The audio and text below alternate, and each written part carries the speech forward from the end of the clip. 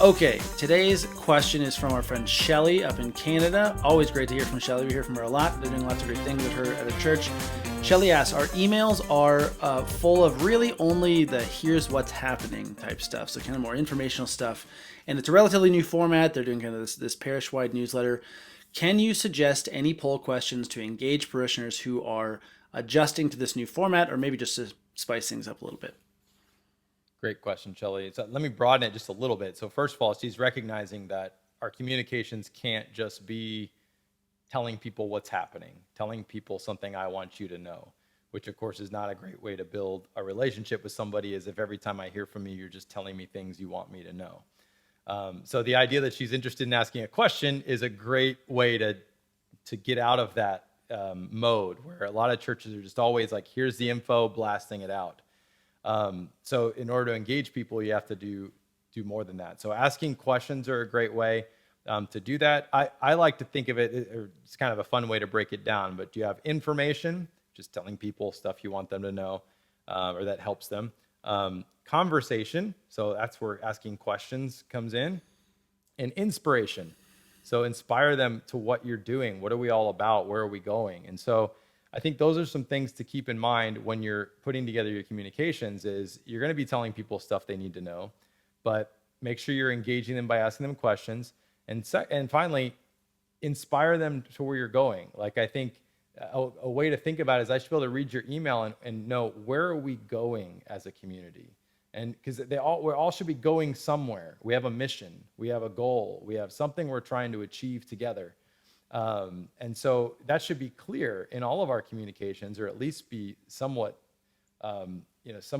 woven throughout all of the things that we're saying and doing. And so that's what people get excited about, is when you're doing something meaningful. So to the extent that you can communicate what we're doing that's meaningful, people will be really excited. They'll open your emails, they're going to read through it, they're going to engage, they're going to do those things. To the extent that I feel like we're not really doing anything that meaningful, and you're just trying to tell me a bunch of stuff you hope I show up to so you can have more people show up, I'm not going to be that engaged. And so it's important to get that out there first, because even when we go to ask questions, if we're just asking questions because we want people to let us know they're alive out there and respond back, then we're kind of missing the point too. And this is where engagement is not the goal. Engagement is a means to go somewhere together. And so that's where your mission has to be sort of central to it. So when you think about, well, what questions should I ask? You should ask the questions that you really care to know the answers to. Like, what do you want to know about your people that you don't know right now? And what do you want to teach them, of course, through questions, to sort of bring to light in their minds that's going to raise an awareness, or help them come to appreciate and value the mission and thing you have going on. So that doesn't mean you can't have fun. It doesn't mean the questions can't even be somewhat trivial, So if it's sometimes it's just getting to know each other, So it could be, reply back with whatever your New Year's resolutions are this year, And it's like you're just getting to know your people a little bit. And again, it depends on the size of the group. This could be a group of 10 people in a Bible study. It could be a group of 10,000 people that all go to the same church. So you have to take that into account as well. And one of the things she highlighted was our polling feature we have in Flocknote, which is really great because you can give people preset answers, and they just click it and it immediately tallies up their answer. So it's a really great way to get feedback and poll people for different things. But you could be asking them the best night to meet for a certain activity. You could be asking them what types of pizza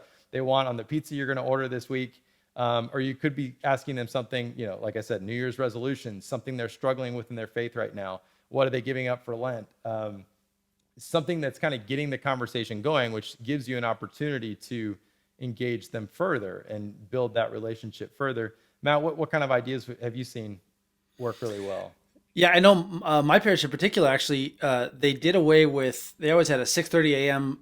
Weekday morning mass, and stopped obviously with COVID, and we're just about to start it back up again. And they said, we actually want to know, do people prefer 6:30 or 7? I mean, it's a half hour on the one hand, but on the other hand, that the half hour makes all the difference. Some people don't want to go to something that starts with the number 6 when it's in the morning, right? So, and it ended up that they just polled the whole parish, and people voted, and then they ended up adjusting it as a result. So I mean, it's just little practical things. But I mean, what's your favorite pizza is always a good one too.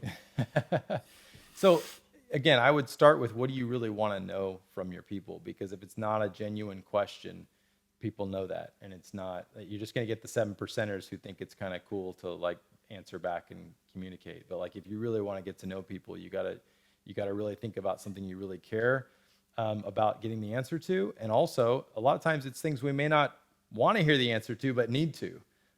So you could ask, what do you think of the homily last Sunday? You can go there if you want. I'd love to hear what stood out to you. It could be something like, what are you most, as a member of our community, what are you most looking forward to this year? Something like that. Like, get down into what do they care about? What makes them tick?